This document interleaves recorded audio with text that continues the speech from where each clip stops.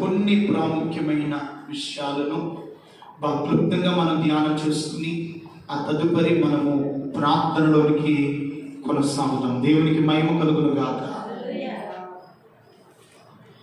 మనం చెప్పుకునే అంశం ఏమిటంటే, ఈనాటి ప్రార్థన రేపు విజయానికి పునాది. ఏమిటంట? ఈనాటి ప్రార్థన రేపటి విజయానికి పునాది.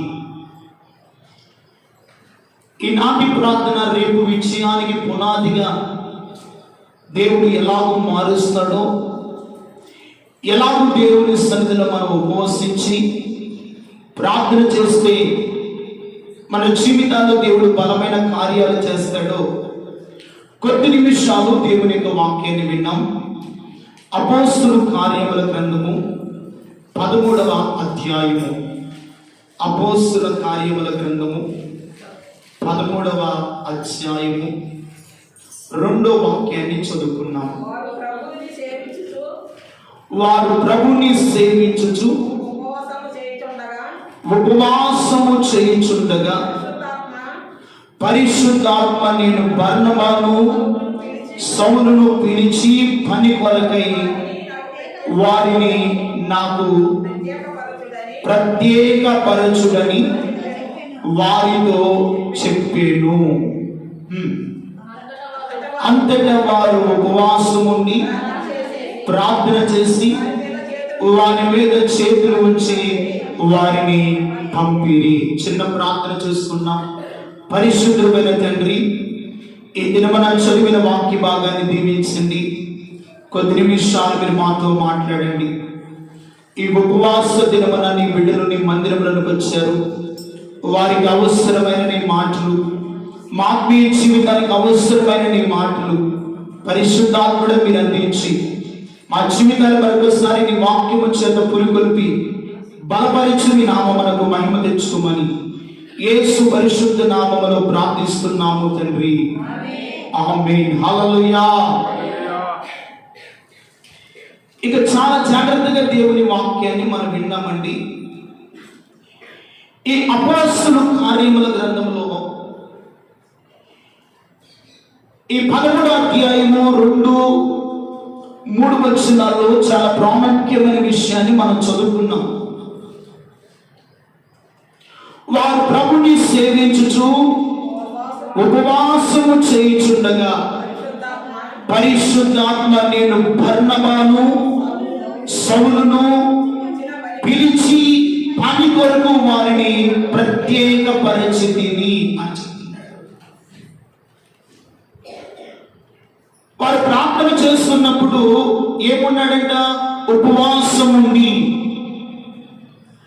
పరిశుద్ధాత్మ దేవుడు బర్నబాను సౌలును ఆయన తన పని కొరకు పిలిచి వారిని ప్రత్యేకించినట్లుగా మనం చూడగలిగాం. ఎవరు వారిని పిలుస్తున్నాడంటే పరిశుద్ధాత్మ దేవుడు తన పని కొరకే వారిని ప్రత్యేకించడానికి వారి ఉపవాసం నుండి ప్రార్థన చేస్తూ ఉన్నారు.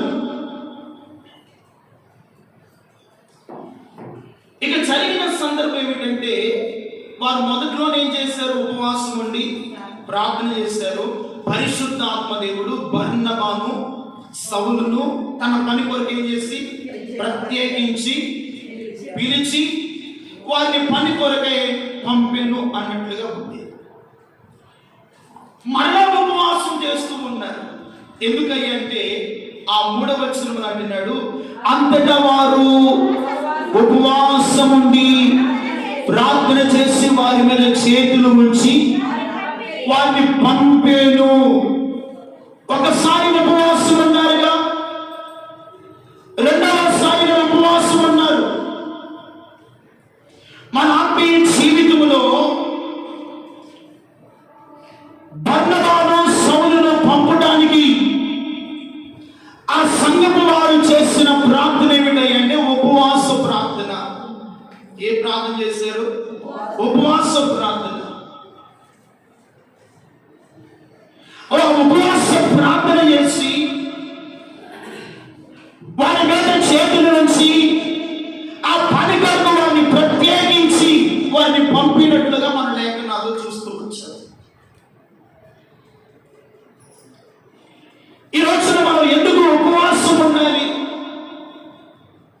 ఎందుకు దేవుని సన్నిధిలో వచ్చి మన కడుపు మార్చుకొని ఆయన సన్నిధిలో ప్రార్థన చేయాలి అని మనం ఆలోచించగలిగితే దేవుని బిడ్డలారా, ఇక్కడ పరిశుద్ధాత్మ దేవుడు ఉన్నాడు. బర్నబాను సౌలును ఆయన తన పని కొరకు నియమించుకున్నాడు, ప్రత్యేకించుకున్నాడు. సంఘము కూడా అతని కొరకు బలముగా ప్రార్థన చేస్తూ ఉంది. బలముగా ఏం చేస్తుందంట? ఉపవాసం ఉండి ప్రార్థన చేశారు. ఆ పని కొరకు వారిని నియమిస్తూ ఇంకా వారి మీద చేతులు ఉంచి ఏం చేస్తారంట? ప్రార్థనలు చేసి వారిని పంపినట్లుగా మనం చూడగలుగుతున్నాం. ఈ రోజున దేవుడు బిడ్డలారా, అలాగూ వారు ఉపవాసం ఉన్నారు, ప్రార్థించారు, వారిని పంపారు పట్టణాల్లోకి.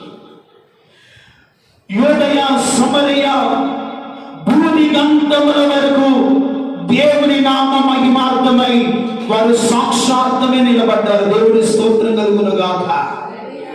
ఎలా నిలబడ్డారంట? సాక్షాత్మే నిలబడ్డారు. వారి పిలుపును, వారి ఏర్పాటును, వారి నిశ్చయతను కాపాడుకొని, ఆ సమర్పణ జీవితాన్ని కాపాడుకొని, ఆ వైరాగ్యము జీవితాన్ని కాపాడుకొని, దేవుని కొరకు వారు వేసిన ప్రతి అడుగులో వారితో పాటు ఎవరున్నారంటే పరిశుద్ధాత్మ దేవుడు. హల్లెలూయా! వారితో ఎవరున్నారు? పరిశుద్ధాత్మ దేవుడు వారితో ఉన్నాడు. ఈ రోజున స్థానిక సంఘముగా మనము ఉపవాసం అని దేవుని మందిరానికి వచ్చాం. ఆయన పాదముల మీద ప్రార్థన చేయడానికి వచ్చాం. కన్యలతోనూ ఉపవాసముతోనూ ఆయన సన్నిధిలో మొరపెట్టడానికి వచ్చాం. ఆయన మందిరానికి, ఆయన సన్నిధికి వచ్చాం. ఈ రోజున నీ ప్రార్థన దేవుడు విని నీకు సహాయం చేయనట్లుగా, నీ జీవితంలో దేవుని ఆత్మ బలమైన కార్యములను జరిగించున్నట్లుగా ఇక్కడ రాయబడినటువంటి లేఖనాల్లో మనం చూడగలిగితే వారు ఏం చేశారంటే ఉపవాసం ఉండి పని కొరకు వారిని ఏం చేశారు? పంపినట్లుగా చూస్తాం. అలాగే మన రక్షకుడైన యేసుక్రీస్తు ప్రభు వారు కూడా ఆయన తండ్రి పని ప్రారంభించడానికి ముందుగా ఏం చేశాడు? ఉపవాసం ఉండి ప్రార్థన చేసి పనిని ప్రారంభించారు. అలాగనే మోషే దేవుని కార్యమును ప్రచురించున్నట్లుగా సీనాయి పర్వతం మీద 40 పగళ్ళు 40 రాత్రులు ఉపవాసం ఉండి ఏం చేశాడు? ప్రార్థన చేశాడు. మోషే కొండ దిగి వస్తూ ఉండగా మోషే ముఖమును ప్రజలు చూడలేనంత మహిమతో మోషే నింపబడ్డాడు. హల్లెలూయా! మహిమతో నింపబడ్డాడు. అందుకనే మోషే ద్వారా దేవుడు బలమైన కార్యాలు ఐగుప్తు దేశంలో ప్రభు చేశాడు. దేవునికి మహిమ కలుగును గాక. మన జీవితాల్లో కూడా ఏదైనా పని ప్రారంభిస్తూ ఉండగా మనం కూడా ఏం చేయాలి? మొదటిగా సాధ్యమైతే ఉపవాసం ఉండి ప్రార్థన చేస్తే మంచిది. అలాగూ అవకాశం లేని పక్షమున ప్రార్థన చేయడం కూడా మంచిదే. ఉపవాసం ఉండాలని దేవుడు నీ మెడ మీద, గొంతు మీద చేపెట్టైనా నువ్వు ఖచ్చితంగా ఉపవాసం ఉండాలని చెప్పడం లేదు. నీకు అవకాశం ఉంటే ఏం చేయొచ్చు? ఉపవాసం ఉండి ప్రార్థన చేయొచ్చు.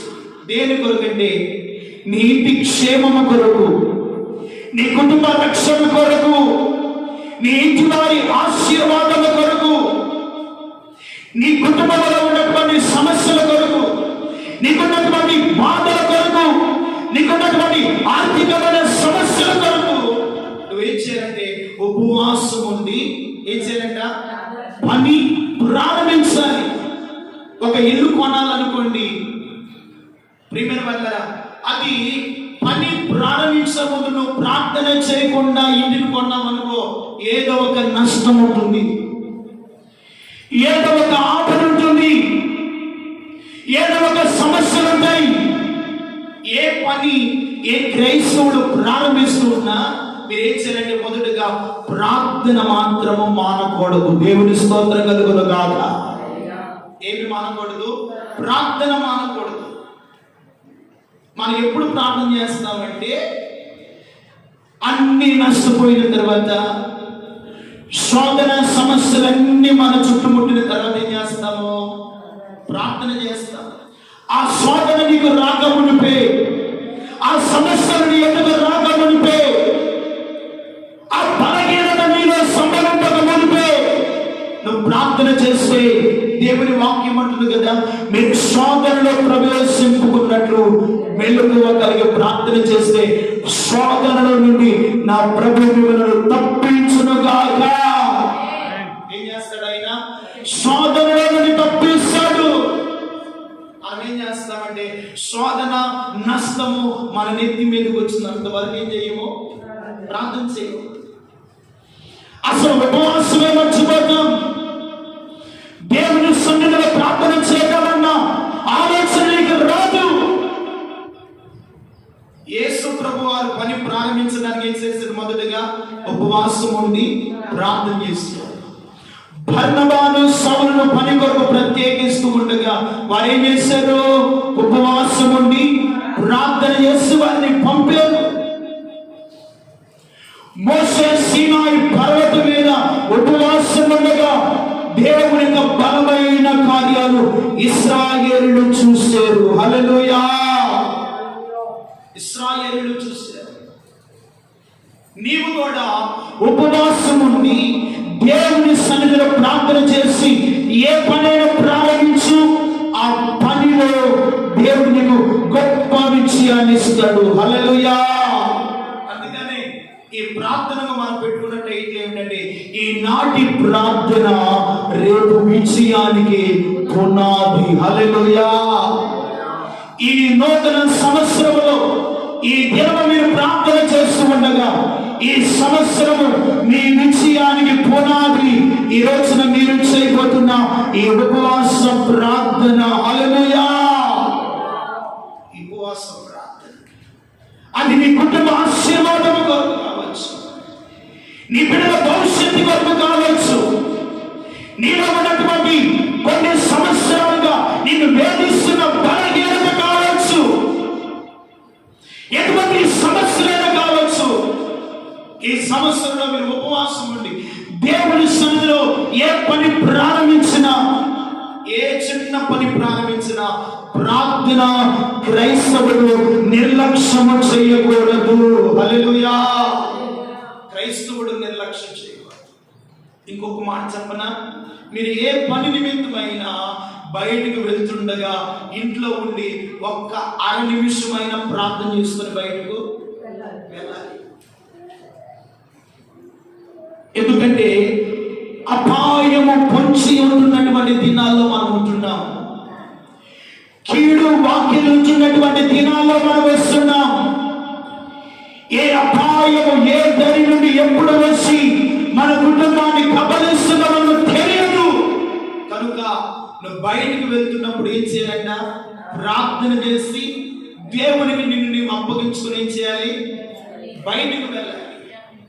దేవుని యొక్క కాపుదల, దేవుని యొక్క భద్రత, దేవుని యొక్క క్షేమము నీవు నీ బిడ్డలు అనుభవించగలుగుతాక అనుభవిస్తారు. ప్రార్థన చేయకుండా బయటికి వెళ్ళామనుకోండి, ఏ కీడు మనకు పొంచుందో, ఏ అపాయం ఉందో, ఏ కీడు మన కుటుంబాన్ని వాకిలుతుందో మనకైతే తెలియదు. కాబట్టి దేవుని బిడ్డలారా, మీరు సాధ్యమైనంత వరకు ఇదిగో అన్ని విషయాలు మనం ఏం చేయాలంటే ప్రార్థన చేయాలి. సాధ్యమైతే ఉపవాసం ఉండు, లేకపోతే దేవుని సన్నిధిలో ప్రార్థన చేయటం మానవద్దు. దేవుని స్తోత్రం కలుగును గాక.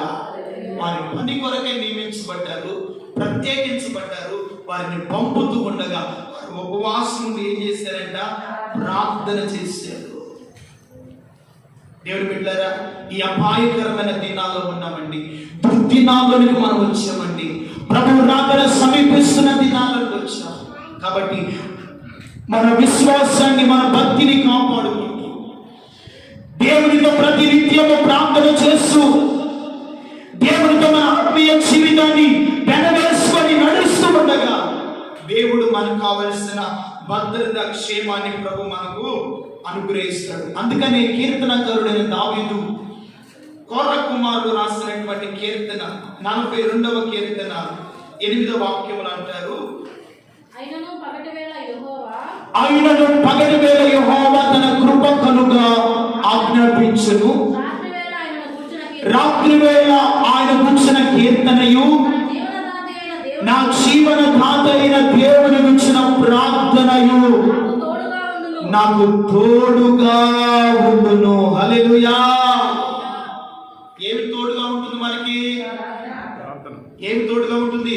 నా జీవదాత అయిన దేవుని గురించిన ప్రార్థన మనకు తోడుగా ఉంటుంది. హల్లెలూయా. అందుకని ప్రార్థన ఎన్నడూ మనం మర్చిపోకూడదు. ప్రార్థన జీవితాన్ని నిర్లక్ష్యం చేయవాడు వాడు క్రైస్తవుడే కాదు.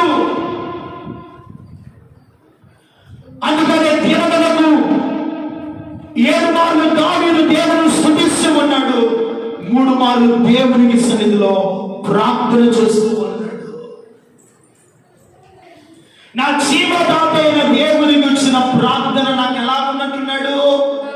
తోడుగా ఉంటుంది. దీవెన దేవుని బిడ్డరా, ఈ సంవత్సరంలో ఈ మొదటి ఉపవాస దినమున మీరు దేవుని మందిరంలోకి వచ్చారు కదా. ఇదిగో ఈనాటి ఉపవాస ప్రార్థనే రేపు నీ విజయానికి, రేపు నీ ఆశీర్వాదానికి నా జీవదాత అయిన దేవుని ప్రార్థన మీ కుటుంబాలకు, మీ బిడ్డలకు, మీ ఆత్మీయ జీవితానికి, మన సంఘములకు ఈ సంవత్సరం అంతా తోడై ఉంటుంది.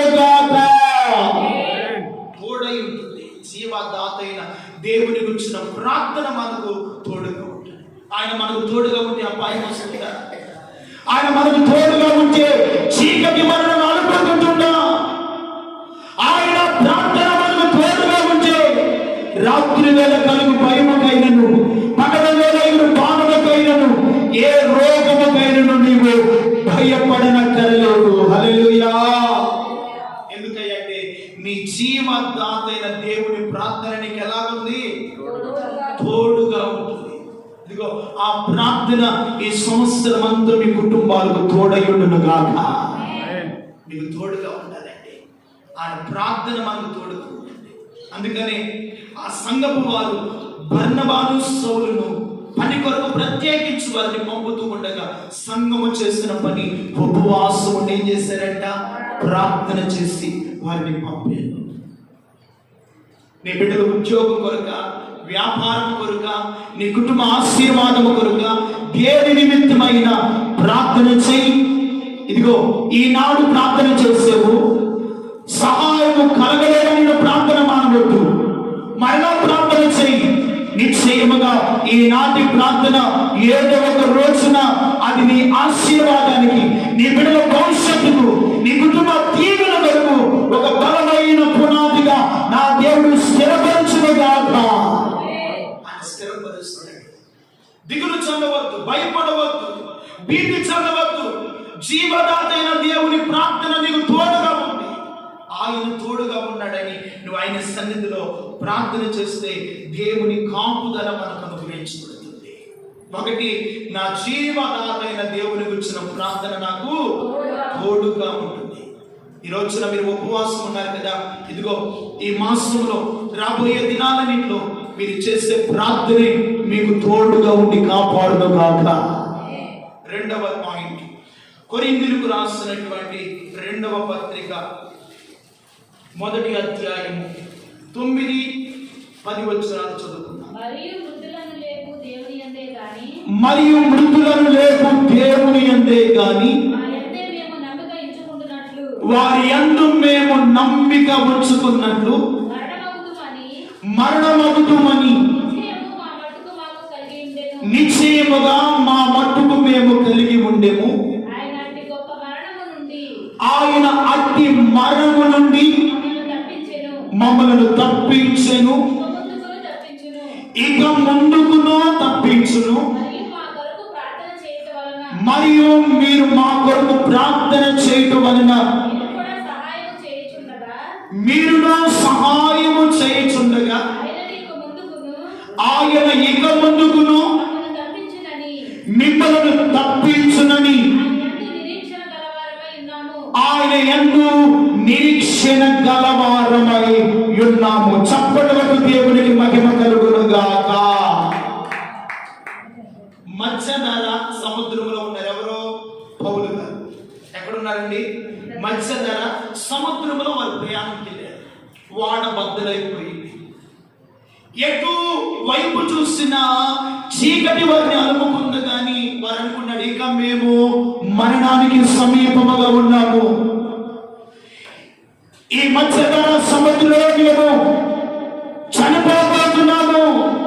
ప్రియమైన వారలారా, పౌలుతో ఉన్నటువంటి బర్నబా ఇంకా మార్కు ఇంకా అనేక మంది శిష్యులు వారు అనుకుంటున్నారు కదా, ఏమంటున్నారు అక్కడ? మృతులను లేపు దేవుని యందే గాని మా యందు ఏం లేదు వారికి. ఇక బ్రతుకుతామన్న నమ్మకాలు వారికి లేవు.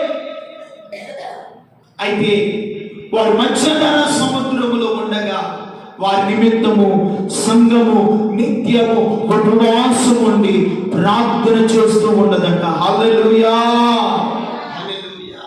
ఏం చేస్తా ఉందంట? వారి నిమిత్తము ప్రార్థన చేస్తూ ఉంది. ఇటు మరణము నుండి పౌలును బర్నబాను ఆ మధ్యధర సముద్రములో శ్రమల మధ్య, ఆటుపోట్ల మధ్య, అలలు ముంచివేస్తున్న సమస్యలలో ఈ రోజున నీ కుటుంబంలో ఏ సమస్యలు, ఏ అలలలో నిన్ను కప్పబడి ఉన్నాయో, ఏ తప్పించబడలేని స్థితిలో ఉన్నావో, ఏ మరణ భయము చేత బిక్కుమంటూ ఉన్నావో, అట్టి పరిస్థితుల నుండి ఈనాడు నువ్వు చేసే ప్రార్థన, నీ పరిస్థితులకు, నీవు అనుభవిస్తున్నటువంటి వేదన, బాధ, శ్రమలకు ఆ ప్రార్థన నిన్ను తప్పించే మార్గదర్శిగా దేవుడు సిద్ధపరిచాడు. హల్లెలూయా. ఆయన తప్పించే మార్గదర్శిగా సిద్ధపరిచాడు. అందుకని మేము మిమ్మల్ని గురించిన వార్త వినగా మేమును ఆయన యందు నిరీక్షణ గలవారమై మీ కొరకు మేము ఏం చేస్తున్నామంటున్నారు? ప్రార్థన చేస్తూ ఉన్నాము. దేవునికి మహిమ కలుగును గాక. ఆ ప్రార్థనేనండి అన్నాడు పౌలును బర్నబాను శిష్యులను కాపాడినట్లుగా ఇదిగో మనం చేసే చిన్న ప్రార్థన. ఈరోజు నువ్వు అనుకోవచ్చు, నేను ఎక్కడున్నాను, ఎక్కడో నా కుమారుడు ఉన్నాడు, ఎక్కడో నా కుమార్తె ఉంది. ప్రియమైన వారలారా, మన దేవుడు అగాధ సముద్రములోకి వెళ్ళి మొదలుపెట్టిన అక్కడ ఉండి కూడా నీ ప్రార్థన వినే దేవుడే, నేను ప్రకటిస్తున్న దేవుడు, ఆయన పేరే నజరేయుడైన యేసు. నువ్వు అగాధములో ఉన్న ప్రార్థన చేసి కేకలు వేస్తున్నా అక్కడ ఉండి కూడా నీ ప్రార్థన చేస్తాడు, వింటాడు. నీ బిడ్డలు ఎక్కడో దేశంలో ఉన్నాడా, ఎక్కడో ఒక 100 కిలోమీటర్ల అవతల ఉన్నారా, ఇక్కడ నువ్వు చేసే చిన్న ప్రార్థన వారికి కాపుదలను ఇస్తుంది. హల్లెలూయా.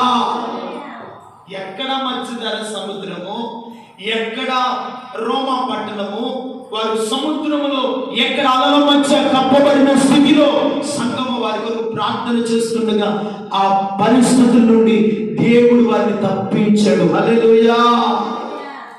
నిన్ను తప్పించలేడా? నీ బిడ్డలను కాపాడలేడా? నీ ఇంటి వారికి దేవుడు క్షేమాన్ని ఇవ్వలేడా? నువ్వు చేసే చిన్న ప్రార్థన ఎక్కడికి వెళ్ళినా ఆ ప్రార్థన మన బిడ్డలను బాగు చేస్తూ కాపుదలను ఇస్తూనే ఉంటుంది. హల్లెలూయా. అందువల్లే ప్రార్థన జీవితంలో మనం ఎన్నడూ కూడా వెనుకంచ వేయకూడదు. ఒక చిన్న ప్రార్థన మన కుటుంబానికి ఎంత కాపుదలను ఇస్తుందో ఆలోచించండి. దేవుని ఈనాడు నువ్వు చేసే ప్రార్థన రేపు కాకపోతే ఎల్లుండు నీ విషయానికి, నీ ఆత్మీయ జీవితానికి ఒక శ్రేష్టమైన, ఒక స్థిరమైన పునాదిగా దేవుడు స్థిరపరచాలి అంటే నువ్వు ప్రార్థన చేయడం మానకూడదు.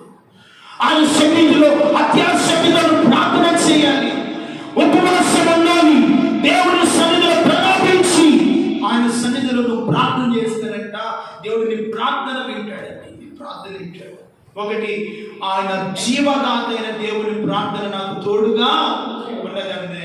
రెండవదిగా ఇదిగో ఒక చిన్న ప్రార్థన ఇదిగో మరణపు పరిస్థితుల నుండి మన బిడ్డలను కాపాడుతుంది. దేవుని స్తోత్రం కలుగును గాక. ఈరోజున మళ్ళా ఏదో క్రొత్త వైరస్ వస్తుంది ప్రేమ వల్ల అది చిన్న బిడ్డలుగా ఎక్కువ ప్రభావం చూపిస్తుందంట. ఆ పరిస్థితులు మనం బిడ్డలకు ఆవరించుకుంటా దేవుని కాపుదలలో ఉండాలి అంటే ఒక చిన్న ప్రార్థన ఇదిగో ఎక్కడో మధ్యధర సముద్రంలో ఉన్న పౌలు గారిని వారిని కాపాడినట్లుగా నీ ప్రార్థన ఎక్కడుండి నువ్వు ప్రార్థన చేస్తే ఎక్కడ ఉన్న నీ బిడ్డలకు ఆ ప్రార్థన వారికి తోడుగా ఉండి కాపుదలగా ఉంటుంది. హల్లెలూయా. ఆ ప్రార్థన మన బిడ్డలకు ఎలా ఉంటుంది? తోడుగా ఉంటుంది, కాపుదలగా ఉంటుంది. మూడవదిగా మనం చూస్తే ఇదిగో నేర్పరితనమైనటువంటి ప్రార్థన. దేవుని స్తోత్రం కలుగును గాక. అపోస్తలుల కార్యములు 14వ అధ్యాయము 1వ వాక్యాన్ని చదువుకున్నాను. ఇకోనియాలో జరిగినది ఏమనగా వారు కూడి సమాజ మందిరములో కూడి ప్రవేశించి తేటగా బోధించినందున అనేకులు యూదులను గ్రీసు దేశస్థులను ఆయన యందు విశ్వసించేది. దేవునికి మహిమ కలుగును గాక.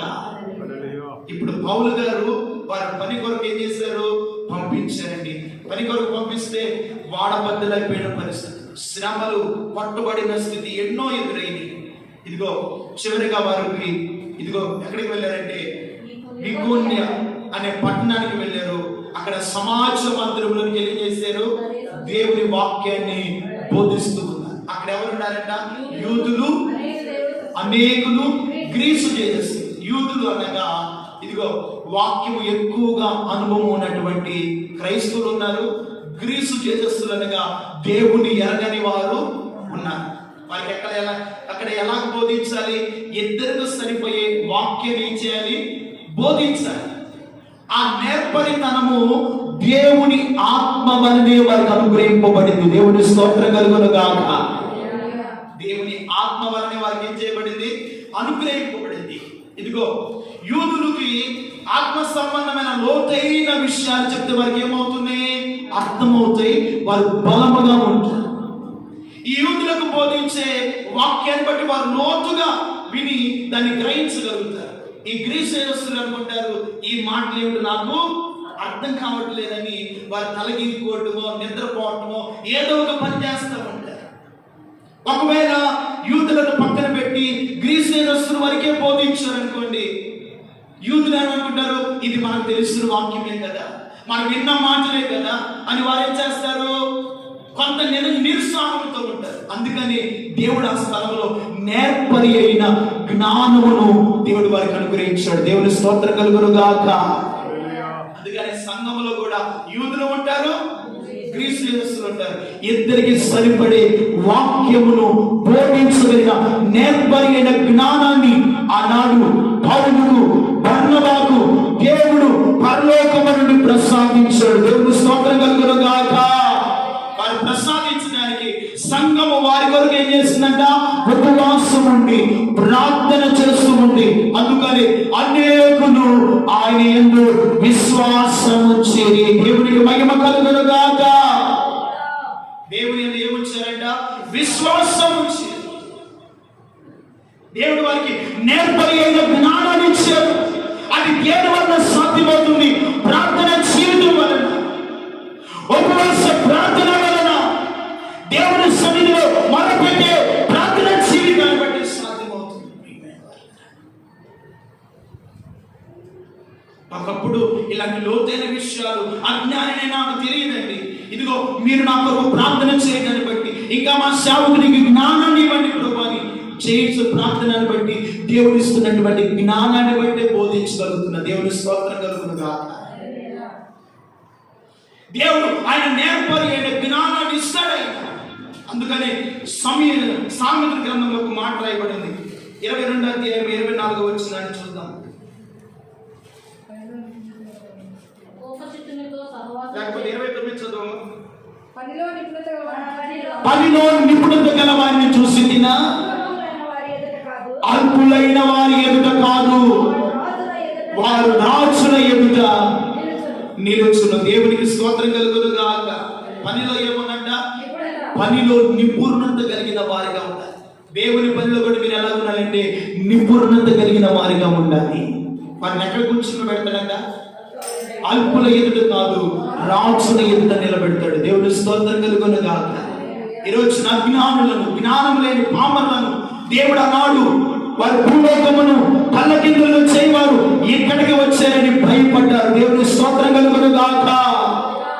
ఇంత అభిషేకము ఎక్కడి నుండి అనుగ్రహించబడింది అంటే ఉపవాస ప్రార్థన వలనే. దేని వలనంట? ఉపవాస ప్రార్థన వలనే.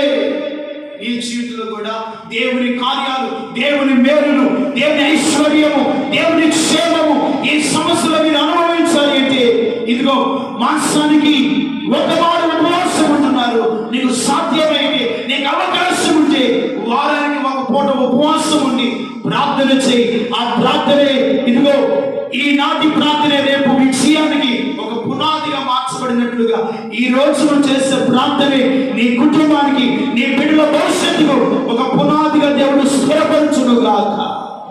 అని స్థిరపరుస్తాడు. భయపడవద్దు. ఈ రోజు అది లేదు, ఇది లేదని అప్పులు, రోగము, సమస్యలు మమ్మల్ని వేధిస్తుంది అని కృంగిపోనక్కర్లేదు.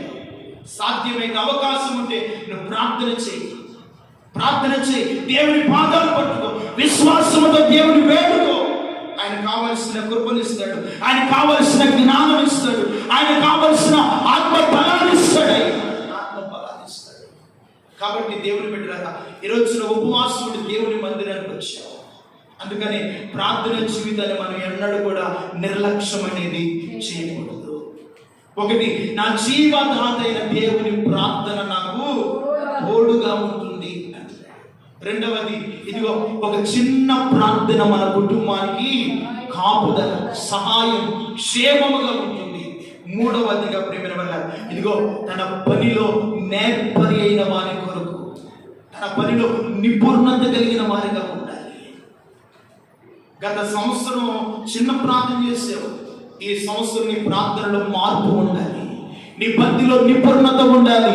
ఆత్మ నిపుణత ఉండాలి. ఒక వైరాగ్యము కలిగిన, ఒక సమర్పణ కలిగినటువంటి, ఒక ఉన్నతమైనటువంటి ప్రార్థన జీవితం చేయాలి. అందుకని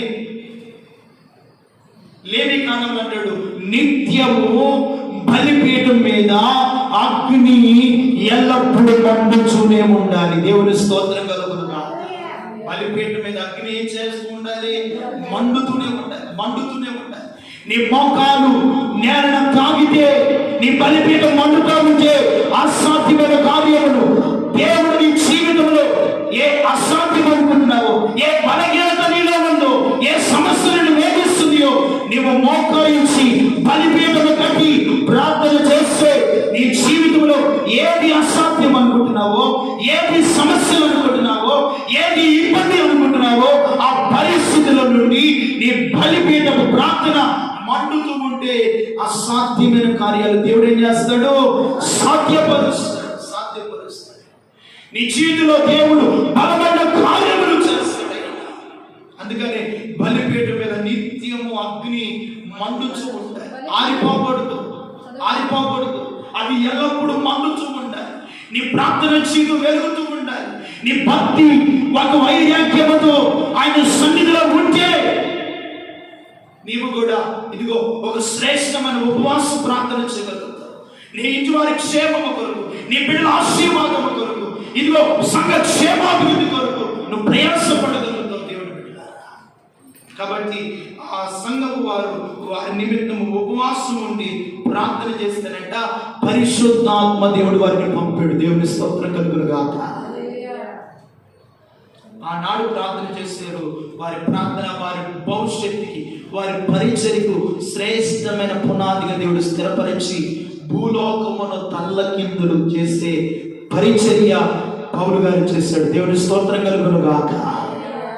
ఈ లోకంలో ప్రియమైన వాళ్ళరా, దేవదూతలు చేయలేని గొప్ప పరిచర్య దేవుడు మనకు ఇచ్చాడు. ఈ పనిలో నీవు నేను పాలుభాగస్తులయ్యండి. ఆయన సన్నిధిలో ప్రార్థన చేయడం, మందిర పని చేయడం, ఏ పనైనా చేయడం అది మన కుటుంబాలకు ఆశీర్వాదకరము. దేవునికి మహిమ కలుగును గాక. అది దీవెనకరమైనది, అది శ్రేష్టమైనటువంటిది. నువ్వు చేసినప్పుడే ఆ ప్రార్థన భక్తిలో ఉన్నటువంటి ఒక ఉన్నతమైనటువంటి వైరాగ్యాన్ని పొందుకోగలుగుతావు. నీ జీవితంలో దేవుడు బలమైన కార్యాలు చేస్తాడు. నువ్వు అనుకుంటున్నవి, నువ్వు తలంచుతున్నవి, నువ్వు ఆశిస్తున్నవి దేవుని యొక్క తప్పనిసరిగా నీవు పొందుకోగలుగుతావు. దేవుని స్తోత్రం కలుగును గాక.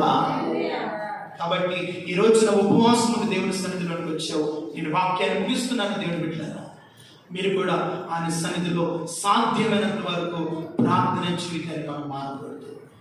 ఏది మన జీవితాల్లో మర్చిపోయినా ప్రార్థన జీవితాన్ని ఎన్నడూ కూడా క్రైస్తవుడు మర్చిపోకూడదు. ఉదయం లేచిన వెంటనే నీ హృదయంలో నుండి చప్పుడు వినబడాలి, ప్రార్థననే చప్పుడు వినబడాలి. దేవుని స్తోత్రం కలుగును గాక. నీ ఇంటిలో, నీ బ్రతుకులో ఆ ప్రార్థన చప్పుడు వినబడుతుంటే నీ కుటుంబం కొరకు ఏ ఆపద, ఏ కీడు పెంచి ఉందో ఆ ప్రార్థన చప్పుడే నీ ఇంటి వారికి కాపుదల తెచ్చును గాక. ఒక క్షేమాన్ని దేవుడు అనుగ్రహించును గాక.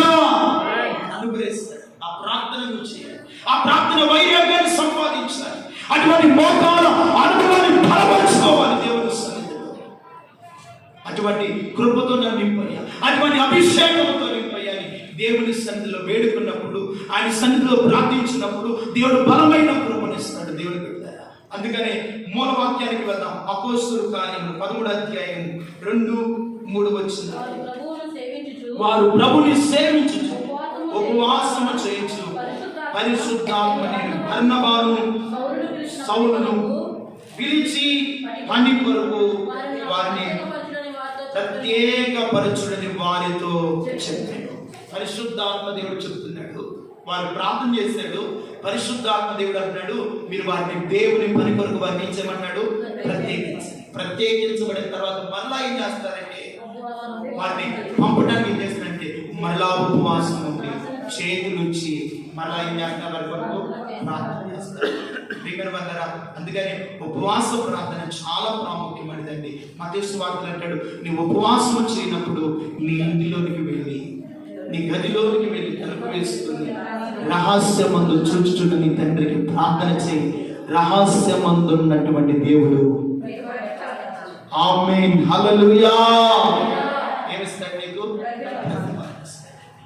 ప్రతిఫలం. మనం ప్రార్థన చేయటమే దేవుడు మనకి ఏమిస్తాడంట? ప్రతిఫలం, ఆశీర్వాదం, క్షేమం, భద్రత, కాపుదల. ఆయన సన్నిధిలో ప్రార్థన చేస్తే ఇదిగో రహస్యమందు చూచుచున్న మన తండ్రి మన ప్రార్థన వింటున్నాడండి. నువ్వు అనుకోవచ్చు, నా ప్రార్థన దేవుడు పెట్టలేదేమో, నా ప్రార్థన ఆయన అంగీకరించట్లేదు, ఒకవేళ నా ప్రార్థనలో పొరపాటు లోపములు ఉన్నాయేమో అనుకోవచ్చు.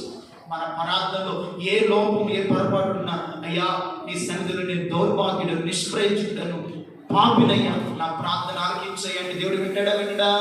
వింటాడు. సుంకరి ప్రార్థన విన్న దేవుడు మన ప్రార్థన వినడండి. ప్రియమైన వారలారా, నువ్వు అందుకే రహస్యమందున్న నీ తండ్రికి ఏం చేయాలి? ప్రార్థన చేయి. కొన్ని సందర్భాల్లో ఇంట్లో ఏడవలసిన ఏడుపు ఎక్కడ ఏడుస్తారు? మందిరంలో. ఇంట్లో ఏడవలసిన ఏడుపు ఏదో నీ బిడ్డల కొరకు, నీ ఇంటి వారి కొరకు, నీ ఆశీర్వాదం కొరకు తలుపు వేసుకొని గంటల తడబడి దేవుని సన్నిధిలో ప్రార్థన చేయి. ఏడుపు, ప్రలాపించు. దేవుడు తప్పనిసరిగా వింటాడు. దేవుని స్తోత్రం కలుగును గాక. అదే ప్రార్థన ఇదిగో మందిరంలో చేయడం కాదు, నీవు ఇంట్లో ఉన్నప్పుడు కానీ ఉపవాసం చేస్తున్నానని మనుషులను కనబడవని కాక, నీ ముఖమును వికారము చేసుకున్నాక ఆకాశమందల దేవునికి మాత్రమే మనం ఏం చేయాలి? కనబడాలి. ఆయన కనబడే ఉపవాసం మనం చేయాలి. నేను ఉపవాసం చేస్తున్నాను 10 మంది చెప్పి 10 మంది చేత మెచ్చుకున్నట్టు కాదు. నువ్వు ఉపవాసం చేస్తున్న సంగతి ఇదిగో ఈ చేతికి ఇచ్చినది ఈ చేతికి తెలియనట్లుగా మరొక మనిషికి తెలియకుండా రహస్యమందు చూచుతున్న నీ తండ్రి నీకు ఇస్తాడు ప్రతిఫలం. అలాగే మీరు ఉపవాసం చేయగలిగితే ఆ ఉపవాసములు దాగి ఉన్న ప్రతిఫలము, ఆశీర్వాదము సియోనుల నుండి నా తండ్రి నీకు దయచేయును గాక, మీకు అనుగ్రహించును గాక. అలాంటి ప్రార్థన దేవుడి కడవరి కాలమందు సంఘములో ఉన్న అనేకులు ఉపవాసముతో నింపబడిన గాక. ఉపవాసం మీరు ప్రార్థన చేయండి. అటువంటి కన్నీటి ప్రార్థన, రోదన కలిగిన ప్రార్థన, వైరాగ్యముతో కూడిన ప్రార్థన మీరు చేస్తే ఆ ప్రార్థన మన ఇంటి వారికి, మన బిడ్డలకు క్షేమమును, ఆశీర్వాదం, దీవెన ప్రభు కలుగు చేస్తాడు. అట్టి కృప పరిశుద్ధాత్మ దేవుడు దయచేయును గాక. ఆమేన్.